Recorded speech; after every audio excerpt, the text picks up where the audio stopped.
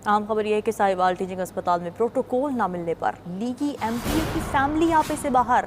तकिया ना देने पर एमपीए नवीद असलम लोधी की बीवी यंग लेडी डॉक्टर्स पर बरहम हो गई।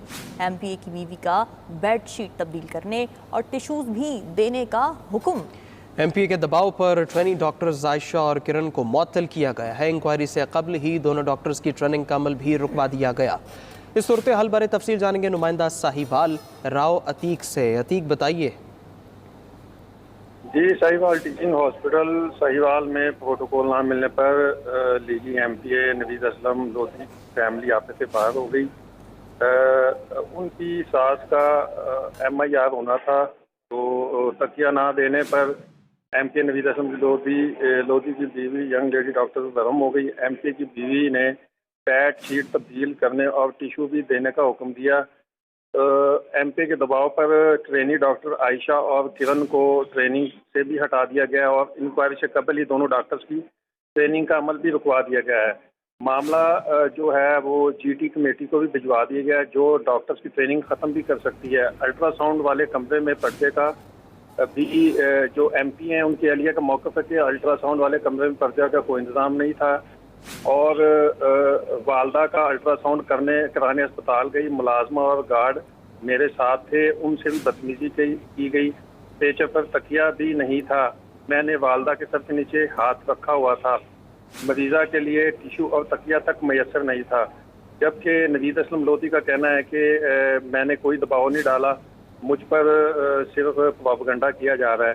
जबकि जो डॉक्टर्स हैं किरण आयशा, उनका मौक़िफ़ था कि हमने कोई बदतमीजी नहीं की है, बल्कि हमें उल्टा हिरासा किया गया और अब जो हमारे खिलाफ है ना बिलाजवाब कार्रवाई की जा रही है। जी अच्छा अतीक, वैसे ये जो डिमांड्स उनकी जानिब से बताई जा रही हैं जिसकी वजह से मुअत्तल हो गए डॉक्टर्स की, वो प्रोवाइड नहीं की गई थी, वो तो बड़ी बेसिक सी चीज़ें हैं, जैसे बेडशीट का चेंज करना या तकिया का मौजूद होना, टिश्यूज़ का होना। ये तो बेसिक चीज़ें जो कि होनी चाहिए वहाँ पर, और अगर वो नहीं थी और इस हवाले से कंप्लेन की गई तो इसमें तो कोई मजाका नज़र नहीं आता। लेकिन क्या उनके बिहेवियर एटीट्यूड की वजह से इशू था?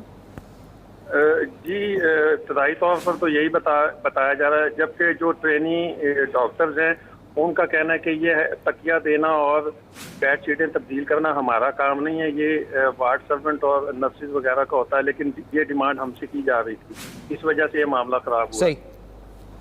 अच्छा, एडमिनिस्ट्रेशन फेलियर ये लग रहा है, एडमिनिस्ट्रेशन का क्या इसमें मौक़िफ़ है? एमएस से हमारी टेलीफोनिक बात हुई तो उनका कहना था कि मैं छुट्टी पर था क्योंकि मेरे किडनी का ऑपरेशन था। तो अब जो इंक्वायरी कमेटी है वो 1-2 दिन में अपना हतमी जो फैसला देगी, फिर ही कोई हकीकत बताई जा सकती है। तो अतीक, इसमें देखें ना, ये एडमिनिस्ट्रेशन इश्यूज होते हैं, तो उसमें ट्रेनी डॉक्टर्स का क्या कसूर था? इस तरह तो उनका करियर दाव पर लग गया है।